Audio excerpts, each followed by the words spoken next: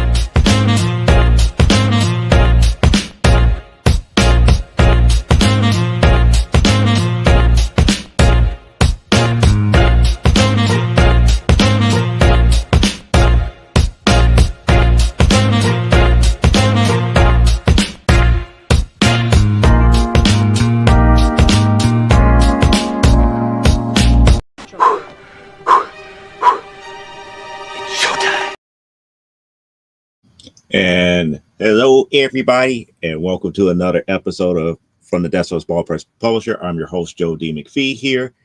And tonight's pretty much is going to be kind of like a free-for-all. There's going to be some ranting, some books, and hopefully some great conversations between you and myself here. So let's go ahead and sit back and relax and get started here. We do have to deal with the business end of things here by telling you guys that Stupid O'Clock happens 1 hour into the show here. That gets followed up by Last Man Standing at about 1 a.m. Eastern Standard Time. And then that gives you a little bit of a respite until Monday morning, until you have Nevermind the Furthermore with Nicholas Tucker at 10 a.m. Eastern. And let's not forget about Comic Book Spectrum that happens Thursday, 7 p.m. Central Standard Time, right here on this channel. So without further ado, we're going to do one of the very few, probably last, I wouldn't say last, but probably one of the few remaining live new comic book pickups for the week here. Why? Because we got a box about, well, I would say about a priority box full of comics here that we're going to go through real quick here. So this is the type of stuff that came through this week here. So we ended up getting Uncanny X-Men #1. This is Winter's End miniseries here. So we got the first issue of that as a whole here. And then we got, I want to say that for a little bit later. I didn't put that with the rest of the other X-Men here, but we're going to skip a little bit here. We got some more Missing Mr. Miracles from Volume 1 here. We got issue 21 from the layover here where it went to 35 cents here, and another copy of 21. So 20 and 21 here, which means that I'm back down to missing only 2 from the tail end of the original Jack Kirby series. Then we got Venom #1 for the Madness story arc. So that's came in today here. We got issue 10 and 11 of Black Canary. So issue 10 and 11 here. And then we got the first 4 issues of the Black Bolt run here. So there's issue #1, and all of it's bagged together. So there's really 4 issues altogether, the first 4 issues of the Black Bolt series. Then we got Black Panther #8. And we got some old school Spidey Super Stories here, and we're filling that collection out pretty nicely here. We got issue #6, as well as a issue #10, which is pretty cool. And then, believe it or not, we got a full run of it now. We got the Smurfs. Yes, issue 1, issue 2, and issue 3. All 3 are first print Smurfs, the full entire run. It's only 3 issues long for the original Smurf series. And then we got a very special block here And when I say it's a block of comics here of Doom Patrol from issue 41 to issue 50. So that's 41 through 50 in that little pack there. That's nothing new or different. You know, I had already had all of Doom Patrol Volume 2 here. So those were extras that I bought just to be on the safe side here. Yeah, okay, we're good. So now we got New Mutants 76. So we're getting that completed here. We got another copy. Another copy of Red Sonja #1. And I believe all the rest of these I already showed you guys once before. It looks like, or did I get some of this stuff mixed up? Yeah, some of this stuff got mixed up. That's what it is. Yeah, some of this stuff got mixed up. Or no, I didn't. No, I didn't. No, I did not show you this because I would have remembered if I would have showed you that. That was the missing piece. I finally got a full run of the first volume of Dazzler with this missing piece here. The one missing piece that everybody's trying to overcharge every other people for because it's an homage to Michael Jackson's Thriller. I finally got one. I need to get a couple more, but you know, it is what it is here. But I finally got one. Then we got X-Force. This is what makes me think that I showed you guys this before, but there's X-Force #1 second print. That's the gold cover. Second print is always the gold cover. First print is still very well able to get. I don't remember if I showed you the Inhumans #1, the Uncanny Inhumans #1. I got one of those now. Free Comic Book Day X-Men 1. And now the rest of this is volume 4 of X-Men since I'm trying to complete that particular run of X-Men. So that's the reason why I kind of slowed down here because I want all the X-Men together. So we got another copy of issue 1 from that volume. And there's issue 3, issue 4, issue 5, issue 6, issue 9, issue 10, 11, 12, 16, 17, 18, 19, and 21. So that covered most of that volume right there. Then we got Spider-Woman 16. This is another one that I'm missing. I believe this is from volume 5 or 6. I believe it's volume 5. A copy of, I think this is, this is the soul, whatchamacallit, the guy who wrote 8 Billion Genies. This was his story arc of Astonishing X-Men. That's Astonishing X-Men #1. And then we got another copy of Dazzler 10. Then we got another Absolute Wonder Woman #3. Another copy of Astonishing X-Men #7 I think it was like, this is I know it's Josh Whedon, but I'm trying to think. This is second print, but I can't remember which volume. I believe it's volume 2 of Astonishing X-Men. And then here's another variant of Astonishing X-Men #8. A copy of Catwoman #1, the Darwin Cook version of Catwoman 1. Another copy of the Dollar Comics version of Batman Adventures #12. Another special edition of X-Men. This is the reprinting of Giant Size X-Men 1. This is extra copies that I could sell later on if I need be, but there's another copy of She-Hulk #161. This is when the tail end of Hulk Volume 3 went back to legacy numbering. And I think this is part 1 of Jennifer Walters Must Die. And then we got She-Hulk number 38. I think this is from volume 2 of She-Hulk. Volume 2, She-Hulk, last issue of that here. And that brings us to the end of new comic book pickups for the week here.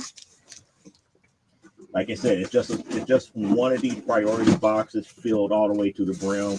I didn't go to storage as of today, so that's pretty much why we're able to do it live. Normally, when I go to storage, we pre-record the books that goes into storage, and we put them in where they need to be placed and go from there. Now, over the next couple of weeks, I don't know how much of the stuff would get here because I got stuff coming from all over the place here, but I don't think it's going to be a lot of those books are going to make it here before the Christmas rush and everything here. So that brings us to updates and accountability here. I have finished page 6 of Primetime Saturday Night number 6 here. We're going to start really getting more into it over this next couple of weeks here and really buckle down and everything to that magnitude. It's been quite hard because I made a lot of people promises as far as other things that need to get done here, as far as other ventures that I'm part of. But the major thing here is that we're going to try our best to get Primetime Saturday Night number 6 done. And we have the Legends of the Giants and Slayer number 1 ready to go. I just have to get it over to Elaine Haygood. And I already started the process of working that out and the payment process and all the other stuff to make certain that the book gets edited before we actually go to print. We got that. We got a couple other things to get in order. We still got to get the Amazonia number 8 done here. And I forgot what the other one was. The original series AWF we still have that on the back burner, but that probably be later in 2026 here. But by the end of the year, I really want to get this done. At least Primetime Saturday Night number 6 done here. And I see that we're, kind of losing people and everything here. So I'm not going to harp about the production side of things here. And we're going to get into the topics and everything that we're going to talk about, because we got some conversations, we got questions, and nevertheless, it's that time once again here. So what we're going to do, because of the topics and everything, I'm going to talk about a couple of things here that we'll get into some of the rantingness that I'm going to have here. So the first thing that I'm going to bring up here is this. Now, I don't disagree with this stance at all.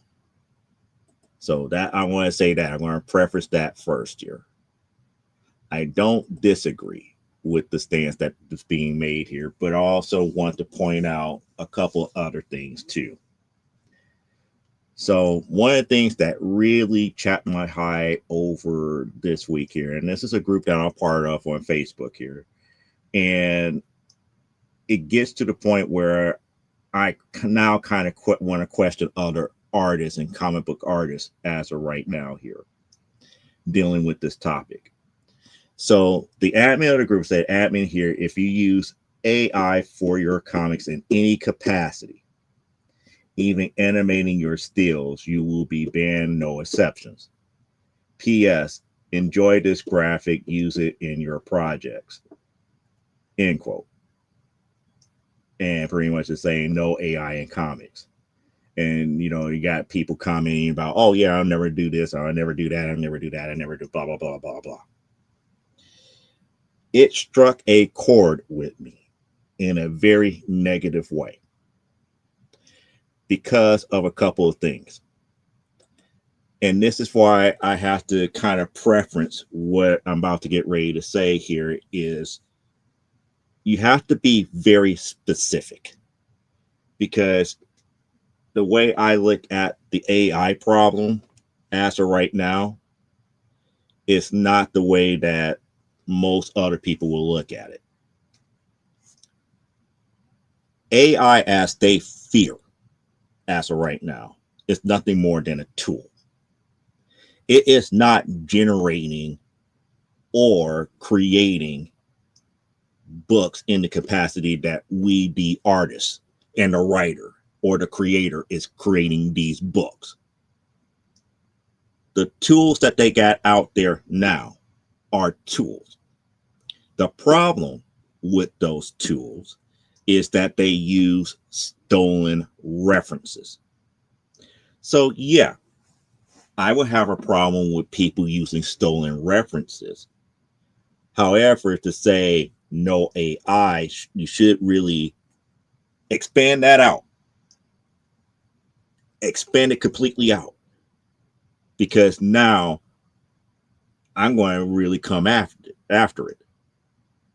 Because who's to say that if I use one of these AI tools with my own resources, the stuff that I actually draw, the stuff that I actually work hard to actually sketch out and everything, put it in an AI tool and start, manipulating and generating stuff of my own artwork as a tool, which is no different than Photoshop. You want to say, oh, because I use that tool, my stuff is banned and I'm no longer welcome. But if I did pretty much the same stuff in Photoshop or Quark or any other graphic program, it's okay.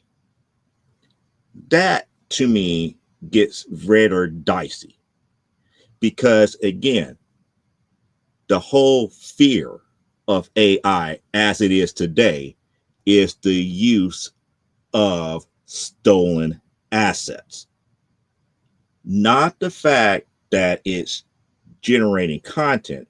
It's generating content off of stolen assets. There's no concept or design or anything from the individual that hand drew that, you either paid to hand draw it or you hand draw it yourself. That's the major thing here. So I get the whole copyright issue. I get the whole thing. And trust me, as a person who used DOS Studio to create things like Legends of the Giant Slayer and Primetime Saturday Night, I understand the computer aspect of things here. But yet you go to one of these AI tools and all of a sudden somebody cranks out a book using it. The first thing that I would question is, where did you get the art resources from? Nobody's saying prove where you got the art from in a statement like this. Nobody's coming back to say, oh, I had paid X, Y, and Z for this, and this. Copyright wise, it is okay.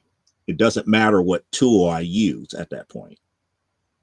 So when I see stuff like no AI, I applaud it, but also at the same time, I have to come back and ask, what part of this particular phenomenon are you against? That's the major thing here. If you're using it and you don't have any type of artwork that you have paid for, no concept sketches, nothing to that magnitude, and all of a sudden you pop up with a book, I got a problem. However, if you have a plethora of sketches and everything to that magnitude, and you fed it through an AI tool and you use it to do basic concept work and all this other stuff to build up that book, I don't have a problem with it because now you're using it as a tool. Big difference. It's no different than getting the scanner, doing the same type of manipulation in like a Photoshop or in any other graphic program at that point. But if you're stealing resources, like for example, I believe somebody was talking about cityscapes and everything to like that magnitude for like backgrounds and everything. Yeah, that's that's stealing resources because other people have either taken the photos and everything or drawn the backgrounds or drawing the cityscapes or drawing whatever countryside that you're using for that book. I get it. But if you're going to take a hard stance like this, you better be ready beyond a shadow of a doubt to have your ducks in a row to truly explain what you mean by no AI. This statement in this group does not satisfy that. I get what they're saying, but some people, you're going to have to spell it out, and then you're going to have arguments. You're going to have arguments to you blue in the face here. One of the things that I myself, and I see it all the time on DeviantArt, and one of the reasons why I haven't really posted hand-drawn stuff or the DAW Studio stuff anymore on DeviantArt is because when they have the DreamUp, when they did the DreamUp AI, and they made it free to use for everybody, now we're seeing an uptick in people calling themselves AI artists. And it's like, to me, it's like, you can't be an AI artist. You're using other people's resources. You're not creating anything new. You're using a program to manipulate resources. Now, mind you, the resources that DeviantArt allows you to use is pretty much stuff that is in other people's stash categories on that platform. So, in other words, you're using other people's work that is being manipulated by a program to create images for that purpose. I have even shown people here on this program that that program really doesn't handle perspective and scale very well. Matter of fact, a lot of the AI programs that are out there have a hard time handling perspective and scale. That's something that, again, most programmers who are not artists cannot, program for very well. It's not something that can be easily taught to a computer in that aspect. It takes years to master perspective. It's easy to give a computer the basics, but it takes years to master it. So again, the other thing, these programs are not absolute when using other people's resources. It cannot redraw hands correctly. It cannot redraw feet correctly. It cannot draw certain limbs correctly. So in a way, the artist side of things here may be the simple fact that you're correcting what the actual AI program is generating here. You're correcting a hand, you're correcting an eye, you're correcting a foot, you're correcting errors that was in the actual final output and to make a final product. Is that really artistry? Probably not. But the thing about it is using other people's resources. Now, here's the rub with this. And when I say it's the rub, because people could look at technique as a whole here. Let's take light boxing for example. Who's to say that somebody could go out, grab a photograph of a building or a cityscape, put it on a light box, trace it, and then make whatever changes to it before they actually draw it out on a regular Bristol board and use it as an example. The technique is what pretty much AI is trying to do. The person is doing it by hand, but the AI is doing it as a tool. Now, the rub with this is you don't own that photograph. or at least you don't own the copyrights to that photograph. Isn't that the same thing that the AI tool is doing? They really don't have, full copyrights to that photograph that it's using for that background, but yet it's using it and doing what it needs to be done here.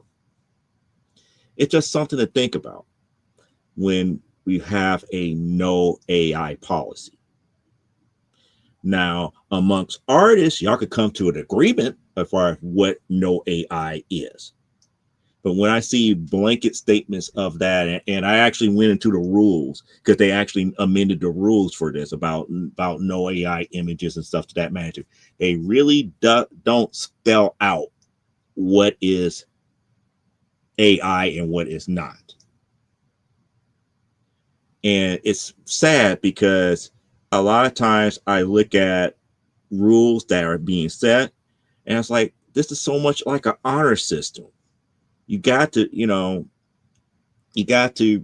prove beyond a shadow of doubt that this stuff is your images in some form or some fashion, that either you hired somebody to do it or you did it by hand or you did it in what is considered a non-program where you have to start from scratch. Like if you building it from Blender, or building it from DAW Studio, or building it from Poser, or building it from any other platform from the ground up. It's gotten so bad that even anime studios are now asking applicants to literally show them photographs of them at the art table doing the work. That's how much fear is out there as far as being able to do the work. Now, one of the things that I have mentioned several times on this channel about the actual work itself here, and one of the things that I feel that a lot of comic book artists is missing out on, is the simple thing of this here. Now, I know I boxed mine back up here because I ran out of space here because I've worked from home. My normal 9 to 5 allow me to work from home, so I have another laptop sitting here in front of me, plus this one that's right there. But this is my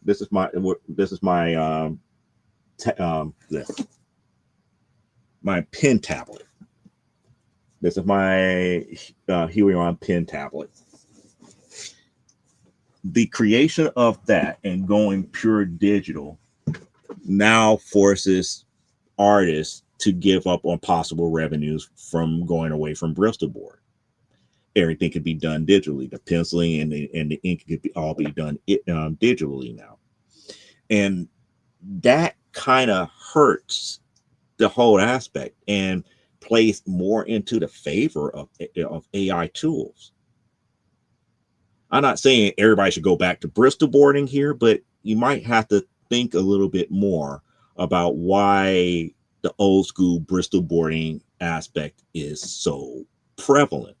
That used to be extra income for the artist, despite the fact that, back in the day, they used to have to mail the Bristol boards into the publisher. The publishers do the whole photograph method, shrink it down, do whatever manipulation that they need to do to get the books inked, colored, and out the door, from the printers and everything. However, after so long, the Bristol boards are mailed back to the artists. They could use it for their portfolios, and if worse comes to worse, they could sell the boards as art. That's something that rarely happens now because everything went digital. Now, if you try to do it now with digital, it would be considered a print. It would not be considered a original, which garners more money. The one of one garners more money in the long run as opposed to a print. And that's where the problem lies at with a lot of the stuff that's going on beyond the shadow of a doubt about people who may not have the talent using these tools to create these graphical images here. I mean, let's get everything out there. If you're going to take a standpoint of no AI, you're going to have to spell it out. You're going to have to spell out very, very, very, very detailed, spelled out what is considered wrong and what is not allowed and what is going to be forbidden. That's all I got to say on that topic here. The other topic, and I'm going to bring this up on screen right now.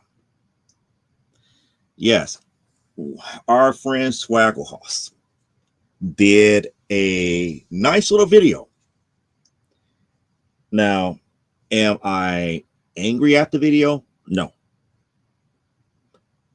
Am I going to bring up a point that was not discussed properly? Yes. Now, if you haven't watched it, the video is called Collectors Get Big Mad Over Absolute Batman Sales. Why does vintage hate modern?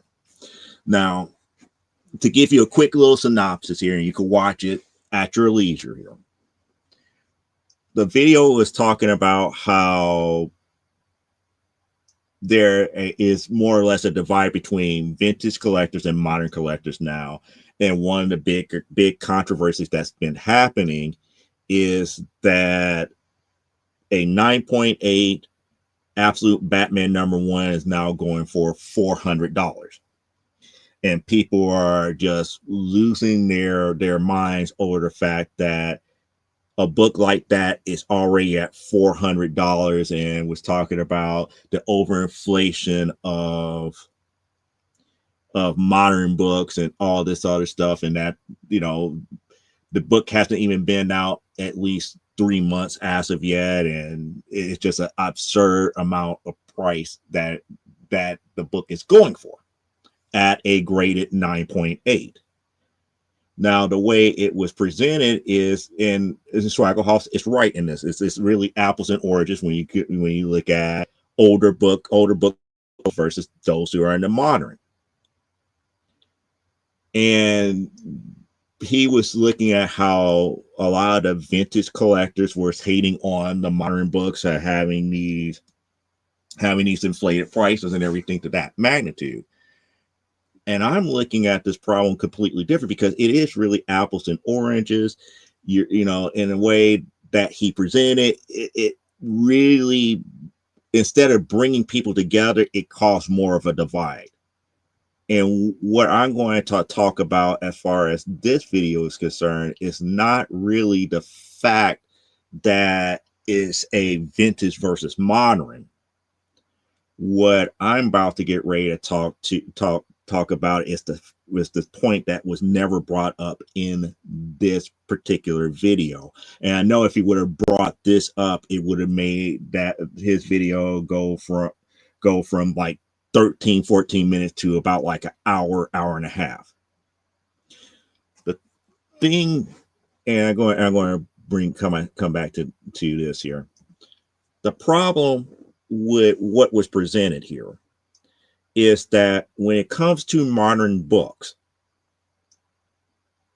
the demand is not necessarily indicative to the amount of copies that are out there. Plus, the outlier sales drives the fair market value up too early. Now, I want you to think about that for a second here. You know, he showed all the people who's talking about, oh, I wish the bubble would pop on this book and yada, yada, yada. And the book should never. It's like, no, that's not what you should. That should not what you should be worried about as of right now. What you should be worried about is, why are comic book sellers looking at these outlier sales to the degree that they are?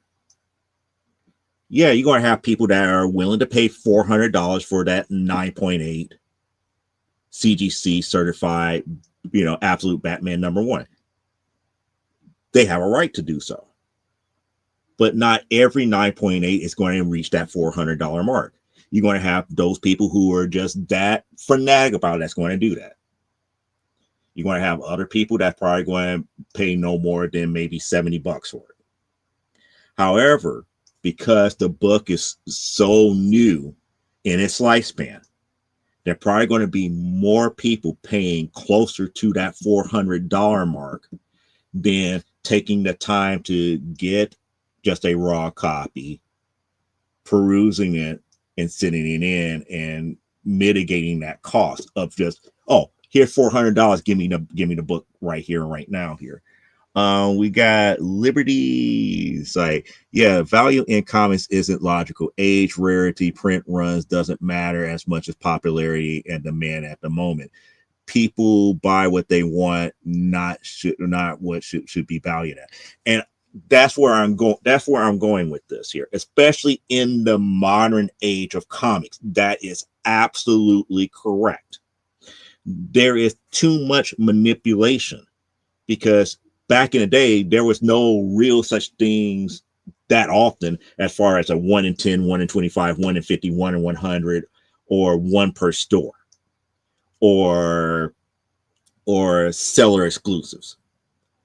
Those were not really heard of back in the 80s, back in the 70s. It really wasn't heard of.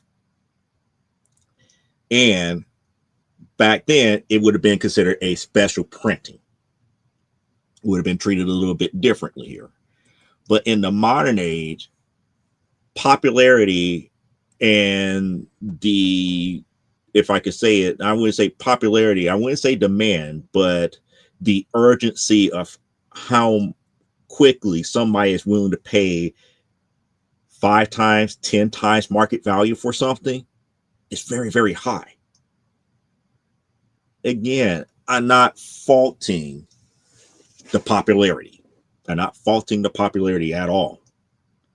However, if you got 10 outlier sales at $400 as opposed to 5 that's at 70, guess what fair market value going to dictate? It's going to skew it more to $400 for that 9.8 instead of having a normalized value, because of the simple fact that until there is enough graded copies out there and enough sales data out there to really normalize where the value of that book is at, we don't know.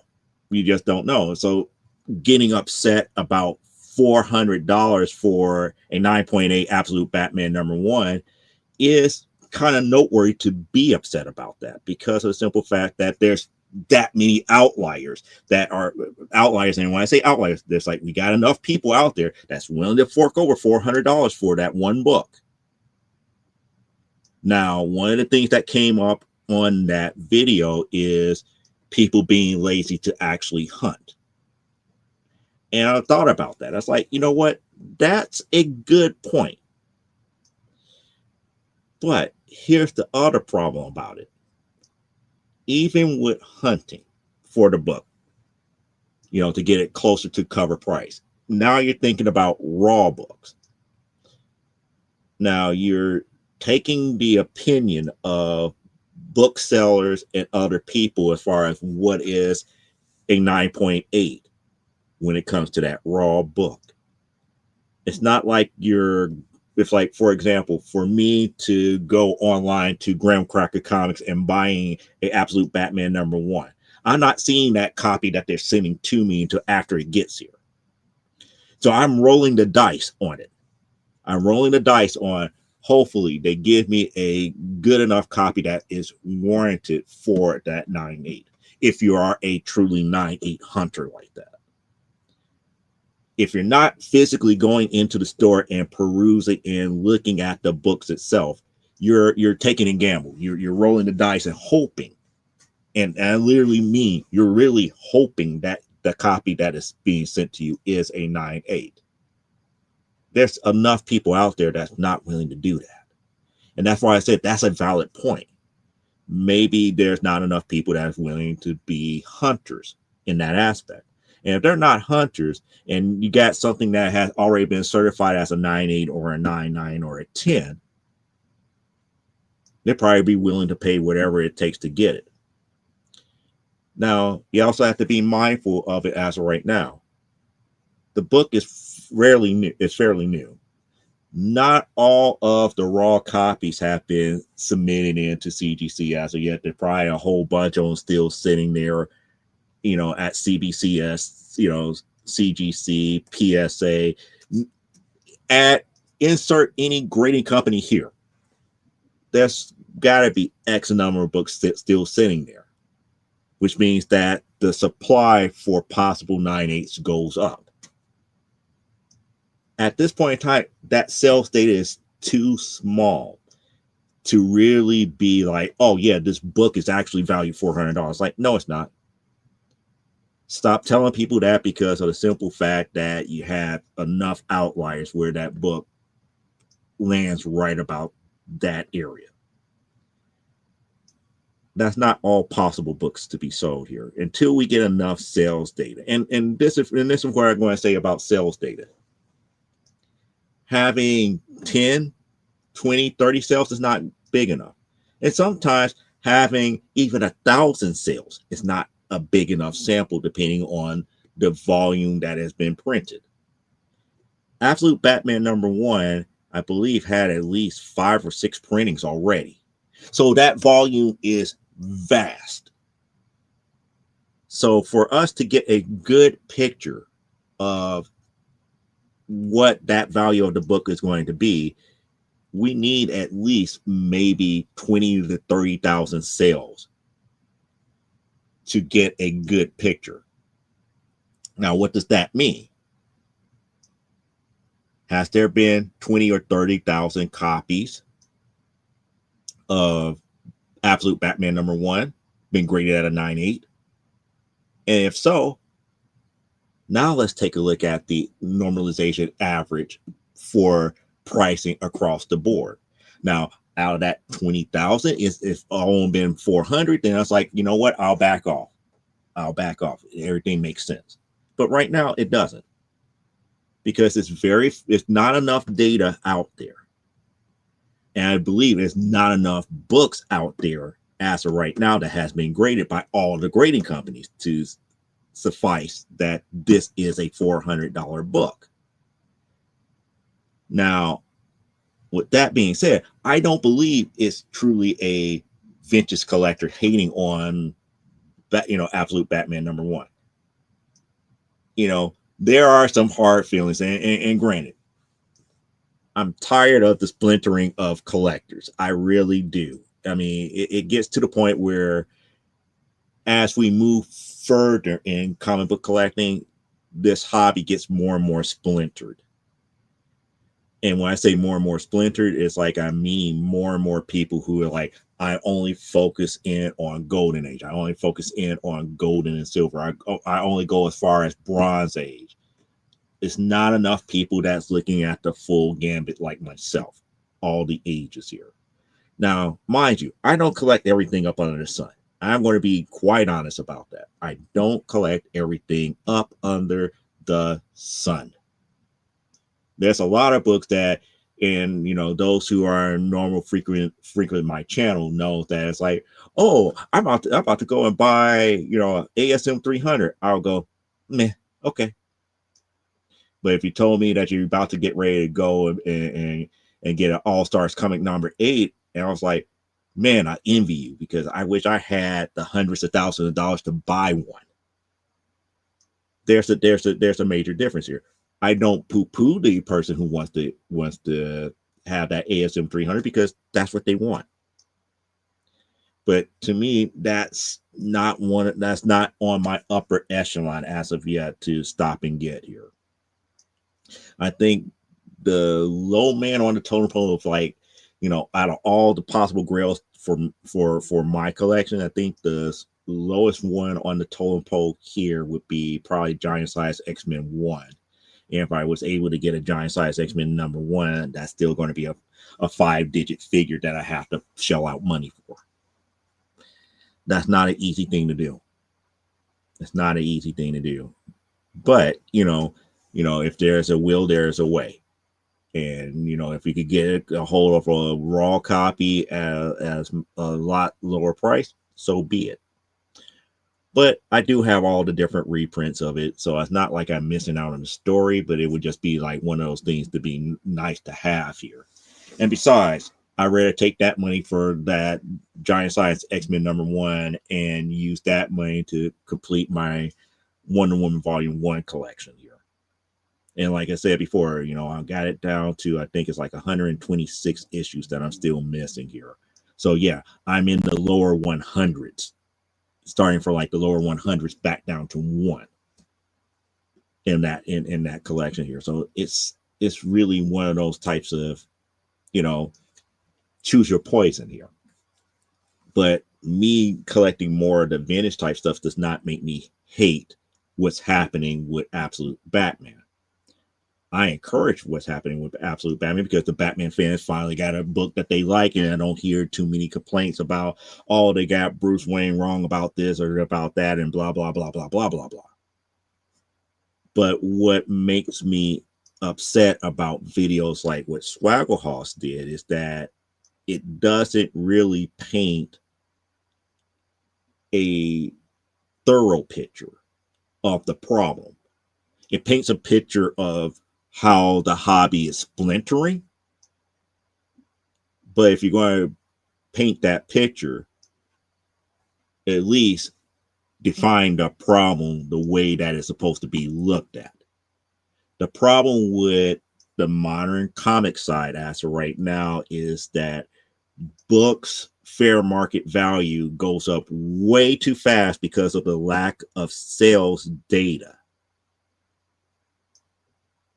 And then when it comes crashing back down, everybody wants to blame, oh, poor sales and this, that, and the other. It's like, no, we jumped the gun here.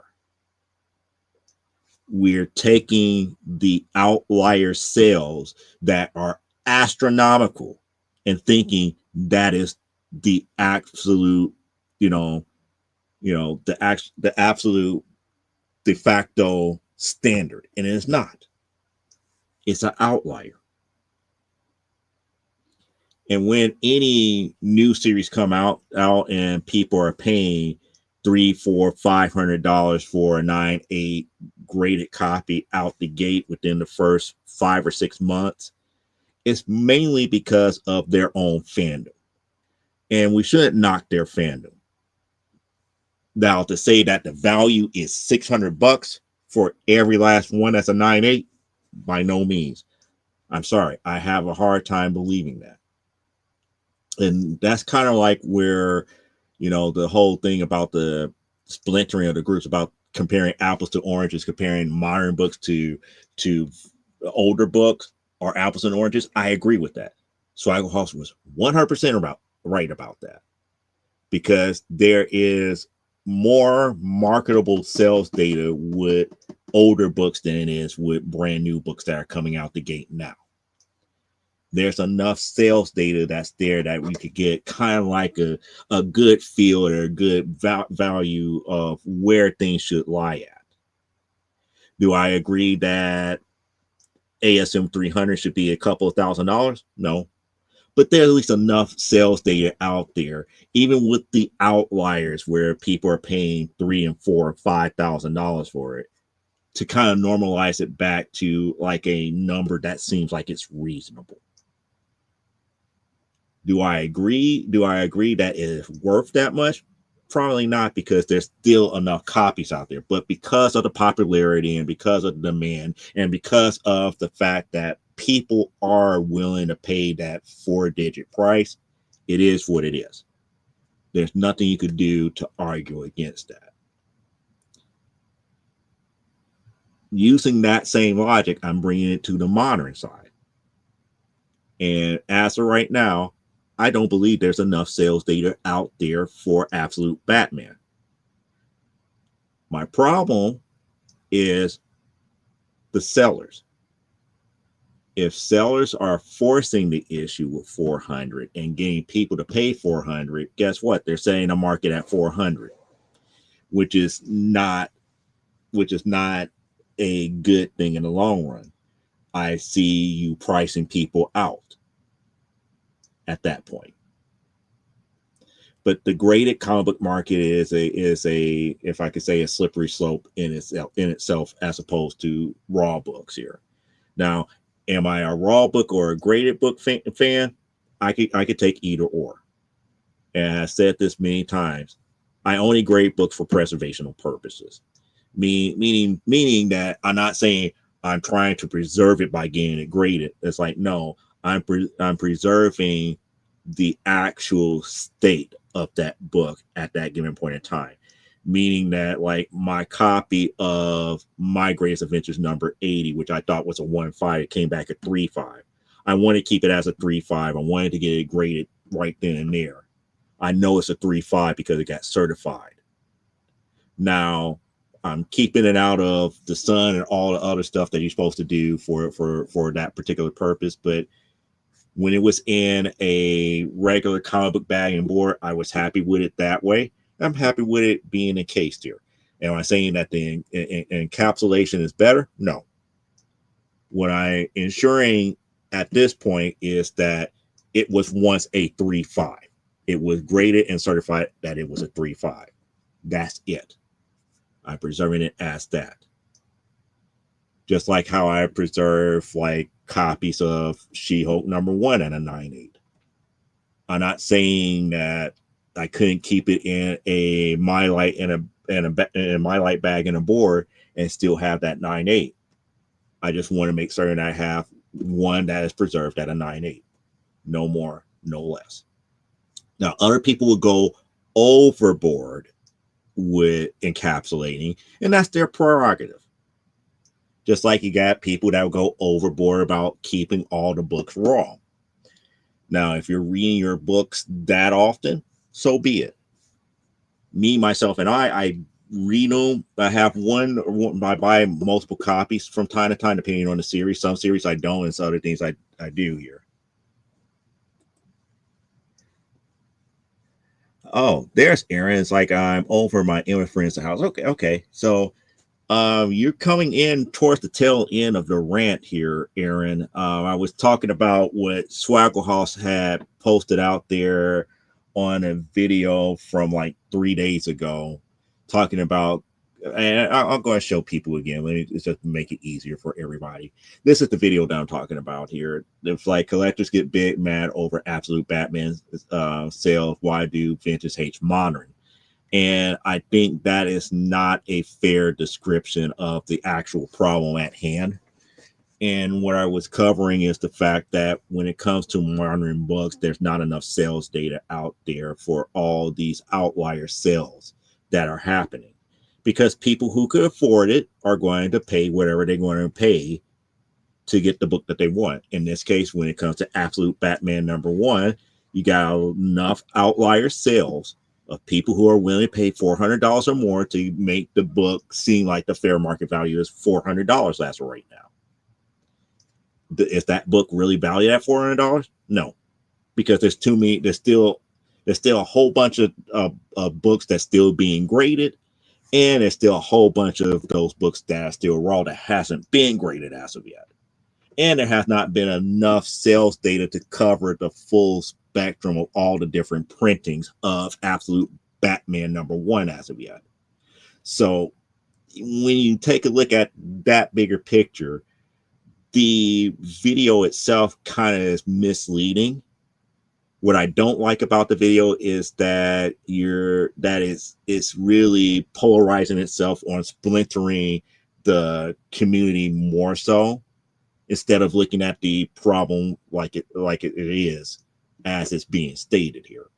I do agree with Swaggle House saying that, the older stuff and newer stuff are comparing apples to oranges when it comes to sales data. With that being said, then you have to really look at the bigger problem here.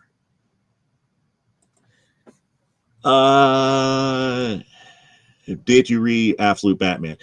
No, I have not read any issue of Absolute Batman as of yet. But then again, I'm not a Batman fan. But I'm not poo-pooing Batman, Absolute Batman at all. What I'm highlighting here is the sales data behind it. And if it is what it is, with if there's only 200 different sales of a graded, Batman, Absolute Batman #1 at a 9.8, that's too small of a sample to really say that the value of the book as of right now is $400, because there's too many outliers.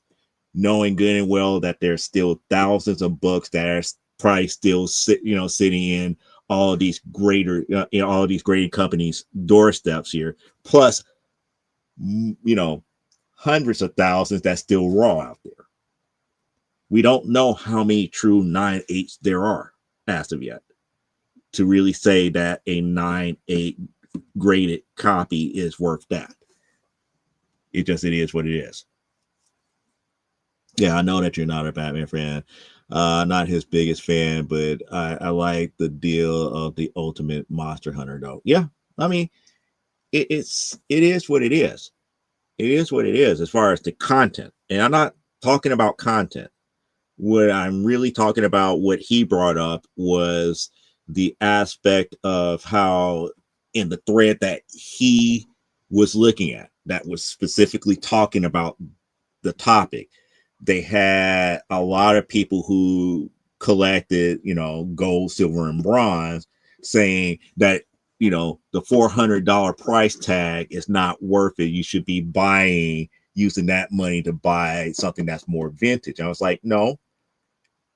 You got fanatic fans of Batman that are just that way, and there's nothing that you're going to do to convince them, if they have the opportunity to buy that 9.8 at whatever price that they have, with whatever discretional income that they have to do it in. But fair market value should not be dictated by those outlier sales.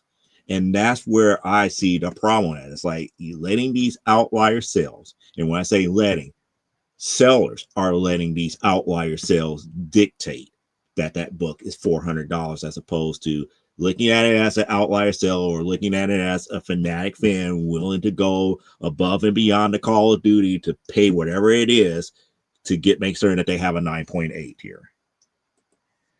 It's like, you're right on the about the hype of inflated prices when the scarcity isn't an issue. Okay, it's like, much love to you here. Keep doing what you're doing. I'm going to catch the rewind. Okay, cool. Because you missed the other topic here about AI and the one group dealing on Facebook and that I talked about here, because they took a stance with no AI period. And I was like, no, you have to be more detailed as far as what you mean by no AI. I get it. I understand it, but the stance that you're going to take, you have to really spell it out. And I spelled it out quite deeply here. So that would be something to watch on the rerun here. Yeah, we'll check. Yeah, that's going to be worthwhile here. And like I said, I could spend a lot of time on that, but I have actually done stuff within AI to actually know the difference and understand what it really entails, and go from there. And why did the television start? Okay, hold on. I don't want to get a copyright strike. Hold on.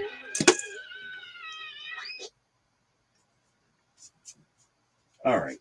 Sorry about that. I don't know. I had Netflix on in the background, and all of a sudden it started playing a preview. And I don't understand why they're playing a preview. I don't want no copyright copyright stuff on this one, because it heard something in the background. So that's the reason why I stepped away here. But nevertheless, back to what we're talking about with Swaggle Hoss here.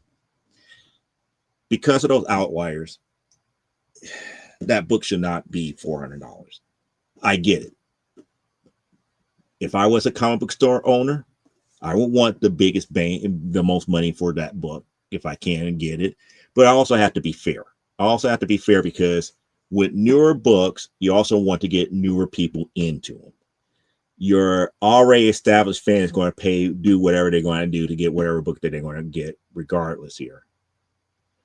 However, I rather to have brand new people. I rather have, little Jake or little Johnny coming in with their $4 or $5 or $6, picking up that Absolute Batman #1 and enjoying it at a good price here, and eventually making their way into subscribing into Absolute Batman and keeping up with reading with Absolute Batman.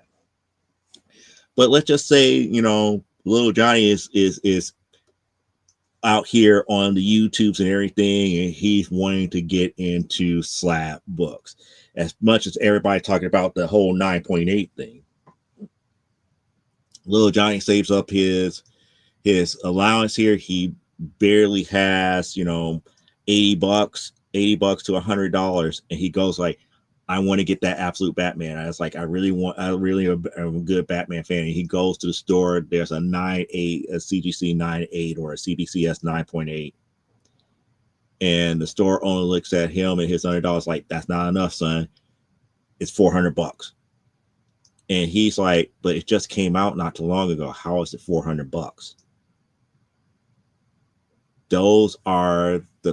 That's the problem that is facing with modern comics more so today than it was back in the day. Back in the day, 80s and 90s, you could expect a book from the 1970s being, $20, $30, $40, $50 because that there have been more than a decade, more than 2 or 3 decades in between where you're at now and back then, and popularity of it. It makes sense. It wasn't until the 90s with the advent of variant covers and the ratio on those variant covers coming into play that drove the modern market to where it is right now, where it started to exclude people out. And I still blame, comic book series like Gen 13 Volume 2 with the 13 Gen 13 #1 covers. And when we started getting into books that had 4 or 5 on, now we got the publishers like Dynamite that's doing 30, 40, 50, even 100 #1 covers for a title. It's a cash grab. It's a cash grab based upon art. Is it okay? Yeah. If you're an art collector, I get it. I'm not going to knock those people who are art collectors. If you're an art collector, go for it.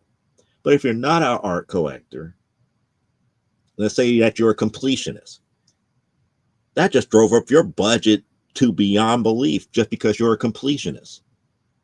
You have to have every last variation. And that's not a cool thing. It's not a cool thing. And then let's say you're a completionist who are now just getting started in collecting comics.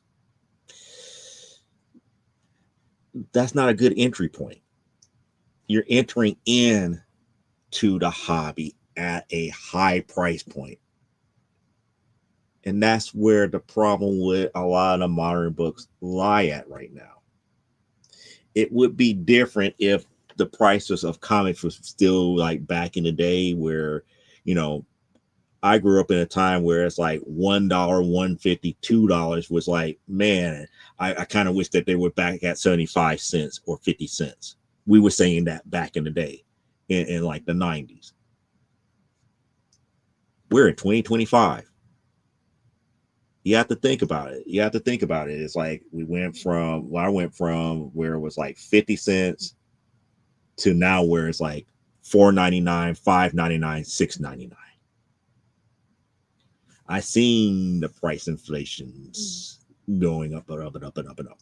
I've been there for all the price variants until we get into the 1 and 10s, 1 and 25s, 1 and 50s, 1 and 100s, 1 per store, store exclusives and all the other stuff here, and paying through the yin yang. I was one of those chumps that bought the gold onslaught #1. I was one of those chumps. So I know what I'm speaking of about paying that extra money. But with that being said, when I first got started, it wasn't that way. The entry point was still rather easy. I kind of wish that that entry point was still rather easy in this modern era of comics. Think about it, $6.99, could buy you a burger and a drink at most fast food places. Barely, but it can. $6.99 could buy you a lot of different stuff that if you are a kid or a teenager, it could be a lot better used elsewhere than a single comic book. Now, if I was more savvy as a teenager of today, I could take that $6.99 and say, put another $7, $8, $9, $10 on it and go and get me a volume of manga instead and read that. So it's a lot to go up against. It's a lot to go up against, that goes against newer people coming into the hobby of American comics. Just like I understand, when I was really doing anime shows and everything, I understood how a lot of the anime fans think. I get it. Considering the fact that the average 13, 14-year-old is spending mom and dad's money, they're not going to spend mom and dad's money on a $4 or $5 American comic.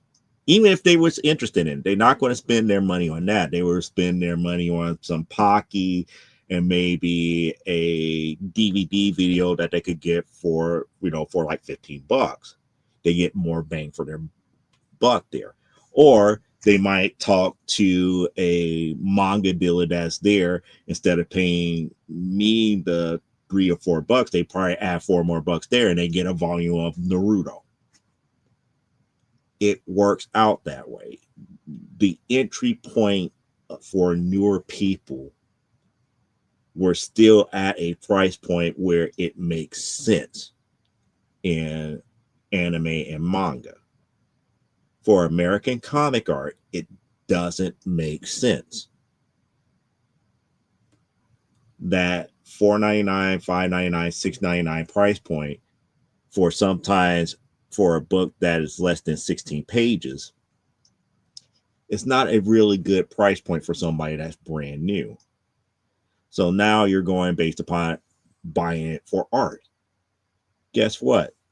What happens if your favorite artist is that 1 in 25, 1 in 50, or 1 in 100?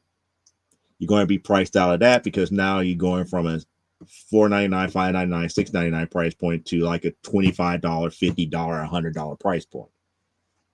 Average teenage kid is not going to spend that much unless they are just that much of a diehard fan.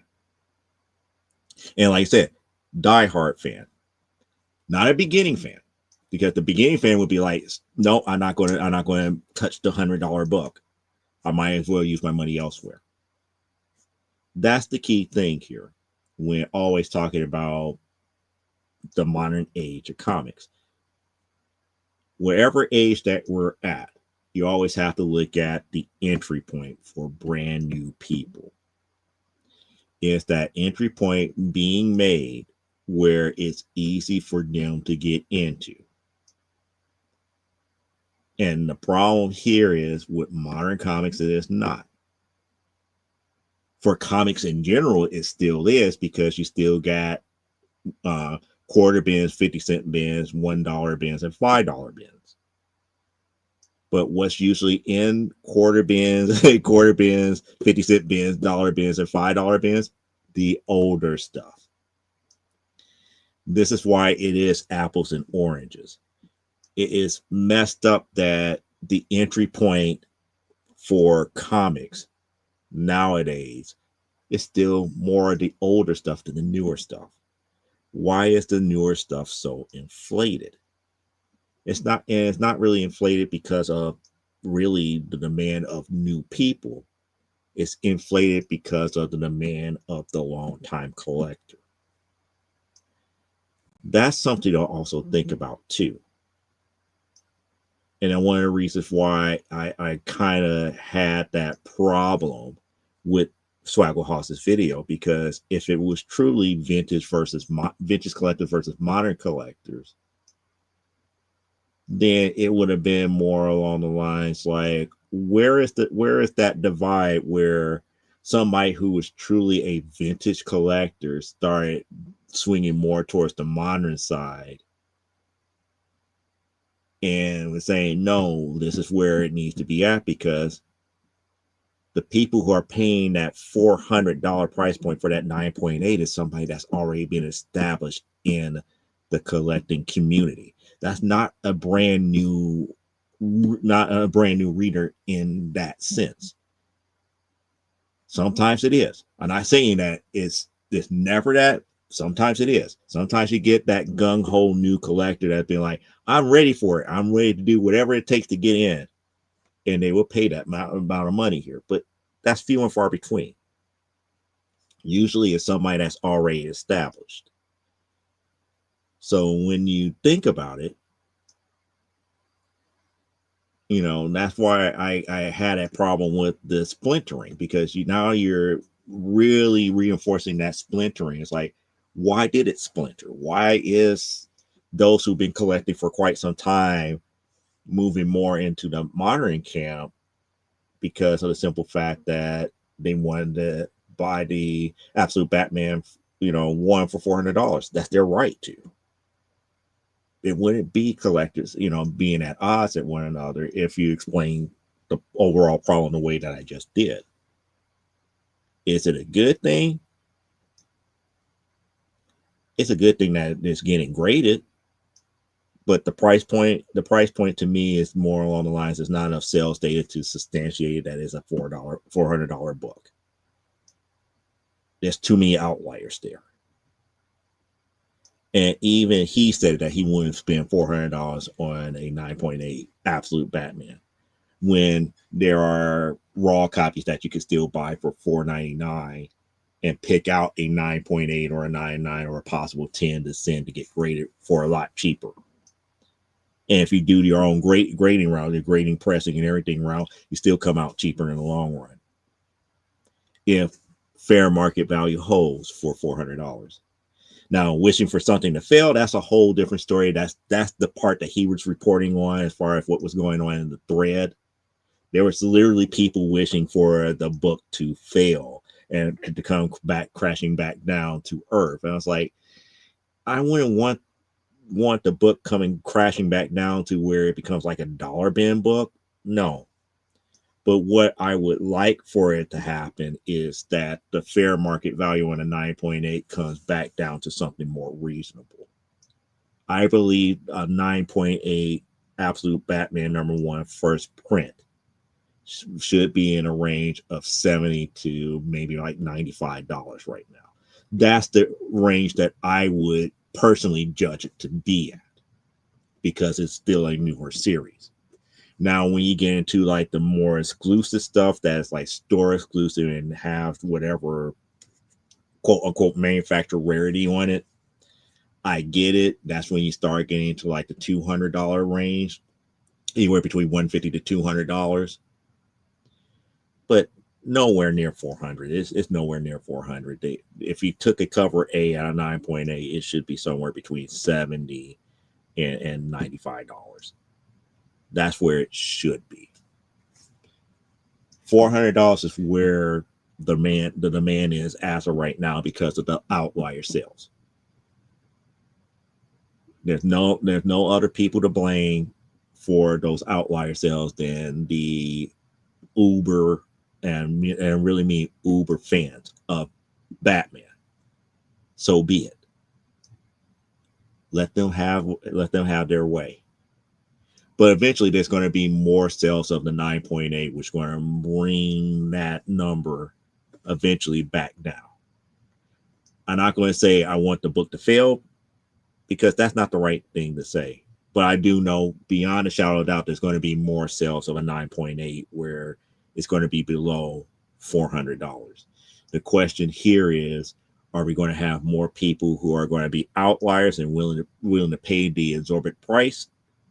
Or is it going to come back down to reality where people who are more budget conscious are going to start buying, and they're going to start buying at the lower price point? Or even worse, there's going to be people who buy it raw more so and just get it graded and hold on to it, which means that after a while those outlier sales become old enough where it becomes kind of like a obsolete measure, because you don't know where the popularity really lies at that point. That could also happen too.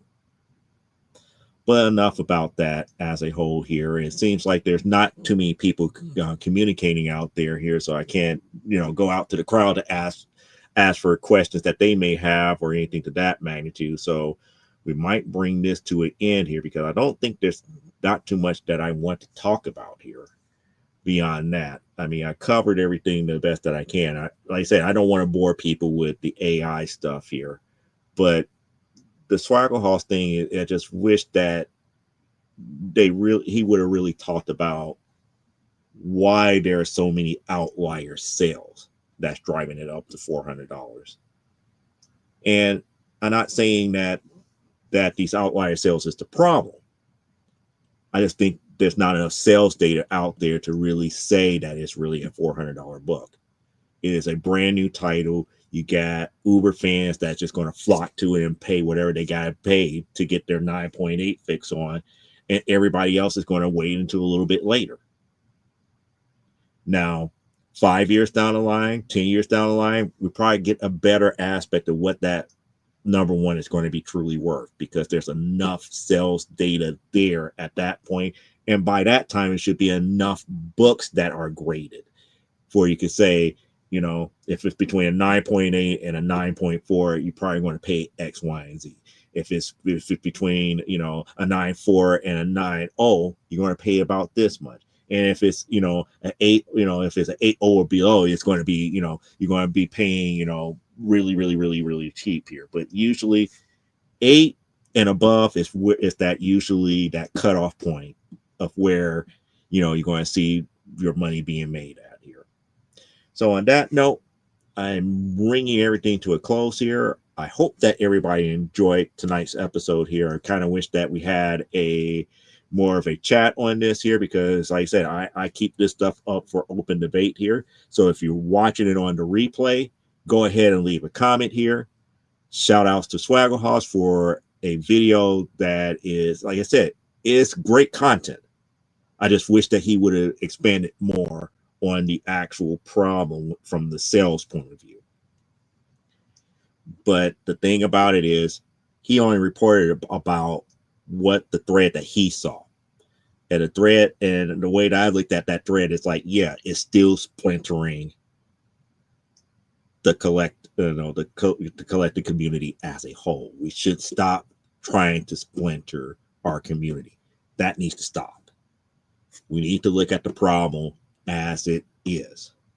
And the problem here is Absolute Batman being at Absolute Batman 1 being at $400 is a temporary thing. It's temporary. Wishing it to come crashing down, don't do it.